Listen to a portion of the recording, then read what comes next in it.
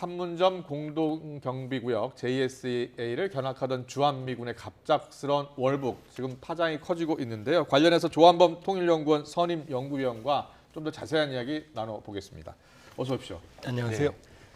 조한범 연구위원님은 통일연구원에 계시니까 JSA를 통해서 월북한 주한미군 처음 있는 일 아니에요? 처음이죠. 네. 그런데 사실 가정을 해보면 네. 언제든지 가능한 일이었어요. 예. 왜냐하면 이제 JSA 방문 코스가 몇 개 있는데 네. 지금 이번에 미군이 월북한 코스는 이제 T2라고 그러는 군사정전위원회가 있는. 그러니까 트럼프 대통령, 문재인 지금 화면에 대통령, 나오는 곳이죠. 예. 이한 남북미 정상회담 할 때 네, 네. 그 조그만 시멘트 높이가 15cm거든요. 그랬죠. 예. 거기 넘나들거든요. 예. 그거밖에 없어요. 아. 그거밖에 없고 거기까지 갑니다. 바로 앞까지. 예.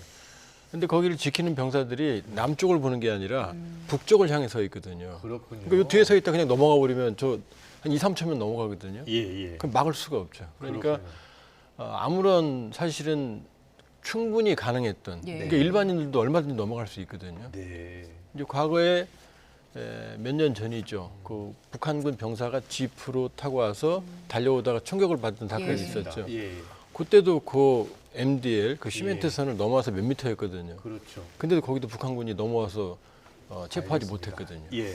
저 구역은 앞으로 보완이 좀 필요할 수도 있겠어요. 이제 바뀔 거예요. 제가 보기에는 아마 이 감시 병력이 남쪽을 향해서 네. 서거나 좀 더 네. 촘촘하거나 아니면 아예 저 근처까지만 갈 수 있게 하든지 아마 그렇군요. 바뀔 겁니다. 예. 매뉴얼이. 지금 사진도 나오고 있는데 미국 언론은 바로 사진도 공개하고 이름 공개하고 부모님하고 인터뷰하고 그러더라고요. 어떤 병사였습니까? 이제 나이는 23살이고요. 네. 2021년 1월부터 근무했으니까 2년 반 근무했죠. 예. 예. 근데 2년 반 근무했는데도 계급이 이병이거든요. 아, 그럼 승진을 했어야 되거든요. 사고를 많이 쳤다면서요. 그러니까요. 예. 그러니까 여러 가지 부적응 내지는 아마 문제의 소지가 있던 병사였던 것 같고요. 어떤 사건들을 저질렀습니까? 뭐 이번의 경우에는 이제 그 주차되어 있는 차량에 이제 손상을 가했던 것 같고요. 예. 그래서 대략 한 달 반 가량을 우리 저 구금이 돼 있었고 아, 그 상태에서 이제 풀려났고 예. 나서 본국으로 강제 송환되는 과정 중에 있다가 예. 이제 공항에서 빠져나온 거라고 지금 보여지는데 근데 이해가 안 되는 부분들이 있어요. 네, 네. 강제 송환됐으면 비행기에 탑승하는 것까지 확인해야 되거든요. 예. 근데 거기에서 나왔다는 얘기죠. 여건이 없다고 그랬다면서요. 그러니까 이 입국장까지 들여 보냈다면 예. 나올 수 없거든요. 나올 때는 특정한 절차가 있는데 그러니까요. 말 한마디로 못 나오거든요. 예. 그러니까 입국장 안에서 나왔는지 아니면은 입국장까지 지금 미군 측에서는 이제 그 인계했다고 그랬는데 그 전에 이제 나왔는지는 모르겠고요. 네. 만약에 거기에서 미군들이 아는 상황에서 도주했다고 그러면 우리 측하고 협력을 했어야죠, 사실. 네. 실종자 수색 같은 거라든지. 일단 그 송환되는 과정에서 탈출한 것도 의문이지만 지금 판문점 견학을 갔잖아요. 근데 이것도 중간에 신분을 확인하지 않습니까? 이제 이렇게 돼 있습니다. 예. 그 DMZ, JSA는 완벽하게 유엔군 사령부가 관리를 하고 있고 네. 우리 군이 권한이 없어요. 예. 그리고 유엔군 사령부에 3일 전에 3일 전까지는 명단을 제출해야 돼요. 그렇군요. 그리고 예. 명단을 제출하고 나서도 예. 현장에서 신분증이 없으면 못 들어가요. 네. 그러니까 당연히 그 신분증 확인하는 작업이 있었죠. 그럼 여기 유엔사랑 이 미군 지금 사실은 이제 일종의 탈주한 거 아닙니까? 네, 네. 이 정보 체계가 지금 이루어지지 않았다는 거죠. 그렇군요. 만일에 통보가 됐다고 그러면은 이게 체크가 됐을 텐데. 바로 여자 송환. 부분이 많아요 지금. 그러니까 의외로 예. 관리 감독 감시가 허술했다 이렇게 볼 수 있죠. 알겠습니다. 지금 가장 궁금한 건요. 지금 북한으로 월북한 이 킹 이병, 트래비스 킹 이병은 지금 어디서 무엇을 하고 있을까요? 아마 평양에 있지 않을까 평양에 싶어요. 있을 것이다. 왜냐하면 사안이 중대하기 때문에 아마 현장에서는 이제 초동 조치가 이루어졌을 거고 이 사안은 이제 통전부 사안이니까 통전부, 그다음에 인민군 총정국 총참모부, 그다음에 외무성 이런 쪽들이 합동 신문조를 구성을 할 거예요. 아. 그래서 시간이 좀 걸릴 겁니다. 예, 예. 왜냐하면 조사를 해야 되고 그다음에 이제 정치적 판단을 해야 되거든요. 예. 네. 그러니까 지금 아마 이송돼서 평양에 있을 가능성이 높고 예. 상당히 이제 강도 높은 조사와 자신들이 이제 북한 입장을 정리하는 시간이 좀 필요하겠죠. 그러니까 며칠 더 걸릴 거예요, 최소한. 예. 일단 미국에서도 지금 이 킹의 소재를 파악하고 있는 상황이고 그러려면 북한 측과 소통을 해야 되잖아요. 이야기를 할 창구가 지금 열려 있습니까? 일단 이제 JSA 유엔군 사령부 관리 지역으로 넘어갔잖아요. 여기는 네. 군사정전위원회의 관리 지역입니다. 네. 그럼 이제 군사정전위원회는 이제 한국, 미국, 우리 측은 장성들로 구성이 돼 네. 있고, 그다음에 북한은 이제 중국인민지원군과 북한군인데 중국인민지원군은 94년에 못 철수했어요. 그리고 북측 군사정전위원회는 북한이 무효화시켰어요. 네. 그래서 개성에 본부를 둔 인민군 판문점 대표부랑 유엔사랑 협상을 하거든요. 네. 그러니까 여기가 아마 대화가 이룰 가능성이 있고, 여기 라인이고, 그다음에 미 국무부 차원에서는 이제 뉴욕 라인, 뉴욕 유엔 본부 예. 라인, 그다음에 이제 중국의 협력을 구할 수 있고, 예. 그다음에 이제 스웨덴이 우리 중립국감시위원회 국가이기도 하면서 네. 북한에 이제 대사관을 두고 있거든요. 그러니까 스웨덴이 항상 이런 송환 같은데 중재를 해왔거든요. 네. 스웨덴이 있고 또 하나는 이제 우리가 가지고 있는 우리 측이 가지고 있는 비공개, 지금 뭐 통신 연락선이 다 끊어져 있지만 그렇다고 비공개된 접촉선이 완벽하게 끊어지기는 쉽지 않거든요. 예. 그러니까 이런 선들이 가동이 되고 있을 수 있고, 이제 외부 국가로는 이제 중국이 유력하죠.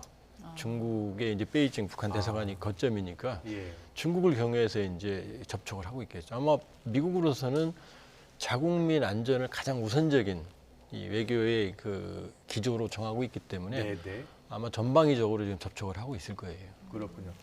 어떻게 예상하십니까? 북한이 이 트래비스 킹을 이제 조사를 하고 트래비스 킹의 의사를 상당히 존중을 해주겠죠. 어떻게 활용할 것으로 보세요? 북한도 쉽지 않을 거예요. 왜냐하면 일단 오토 원별씨 사망한 예, 자신들이 강제 구금하고 있던 오토 원별씨가 사망했잖아요. 네. 이 부담이 있죠, 후유증이. 두 번째는 범죄의 소지가 있는 인물이거든요. 예. 정치적 망명으로 포장하기 어려운. 그 다음에 최근에 몇 차례 이제 우리 국민이죠. 우리 국민이 자진 월북한 사례에서 모두 소환했어요. 그리고 이제 냉전 체제처럼 활용 가치가 크지 않거든요. 예. 그렇군요. 왜냐하면 지금 상황에서 지금 저런 임무를 들이고 뭐 자국 내에서 선전을 한다고 해도 뭐 북한 일반 주민들이 거기에 대해서 호응할 가능성은 높지 않거든요. 그러니까 데리고 있는 거는 사실은 크게 실익이 별로 없어요. 제가 보기에는. 그렇군요. 오히려 그 카드를 활용하는 쪽이 유리하지 네. 계속 억류하는 거는 사실은 본인들의 국제적인 이미지도 별로 좋은 상황은 아니에요. 카드 활용이요? 어떤 카드로 활용할 것 같아요? 그러니까 사실 제가 보기에는 울고 싶은데 뺨 때려준 격이라고 볼 수 있어요. 왜냐하면 지금 북한이 고강도로 도발하는 것 같지만 작년에 10월부터 12월에 무인기 침투까지 아주 집중적인 도발했거든요. 네. 수백 대 항공기, 뭐 속초 앞바다에 미사일 발사, 그다음에 거의 매일이다시 도발했는데 금년은 그렇지 않거든요. 뜸하거든요. 도발 피로감입니다. 예. 보일 것도 별로 없고요, 이제. 그럼 이런 상황에서 사실은 우리한테는 아주 강한 비난을 하지만 대미담화는 톤이 낮아요. 지금 그렇습니까? 예, 상당히 톤이 낮은 편입니다. 그러니까 북한도 자신들이 명분과 실리가 보장이 되면은 대화가 필요한 상황이거든요. 예. 네. 근데 미국은 먼저 양보는 없다는 입장이거든요.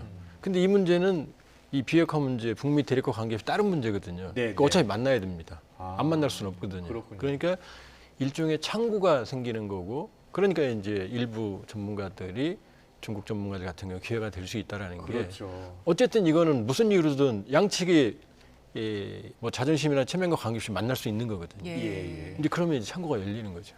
그렇군요. 예. 그럼 북한이 가장 먼저 요구할 것들은 뭐가 있을까요? 그렇다고 해서 이 문제의 소지인 미군 한 명 때문에 예. 미국이 비핵화 협상, 뭐 확장 억제 전략 전개 이런 걸 전략을 바꿀 수는 없어요. 그러지는 않을 거예요. 그렇게 본다 그러면 북한이 이 창구를 활용을 해서 예. 자기들이 이제 원하는 의사들, 본인들이 원하는 건 이미 이 2019년 2월 하노이에서 얘기한 게 있거든요. 네. 대북제재 5개와 자신들의 일부 비핵화 시설, 핵시설을 이제 맞바꾸는 안이 뭐 담화에서는 뭐 아니라고 그러지만 네. 사실은 그게 북한의 최종 아니거든요. 네. 이제 그걸 가지고 협상하려는 북한의 이제 기본 아니었기 때문에 네. 이제 거기에 대한 어떤 그 가능성을 타진할 수 있겠죠. 그렇군요. 태영호 의원 같은 경우에는 뭐 런던에 있었잖아요. 그 북한 외교관을 지내서 좀 더 자세히 알 것 같은데 오늘 라디오 인터뷰 보니까 첫 몇 년 동안 북한에서 구금된 상태에서 세뇌 교육하고 영어 교사로 과거에 이 월북한 인사들이 영어 교사로 활동한 적이 있었다. 그럴 가능성도 있다라고 하던데요. 저는 별로 없어 보여요. 그럴 가능성 없습니다. 왜냐? 그 마지막으로 미군이 이 월북을 한 게 82년이거든요. 예. 네. 그럼 62년에 두 건이 있었고 65년에 두 건이 있었어요. 그건 냉전 체제잖아요. 그렇군요. 그때는 우리도 남쪽으로 내려면 귀순 용사라는 표현했거든요. 예. 그러니까 정말로 체제 경쟁에서 활용할 가치가 컸죠.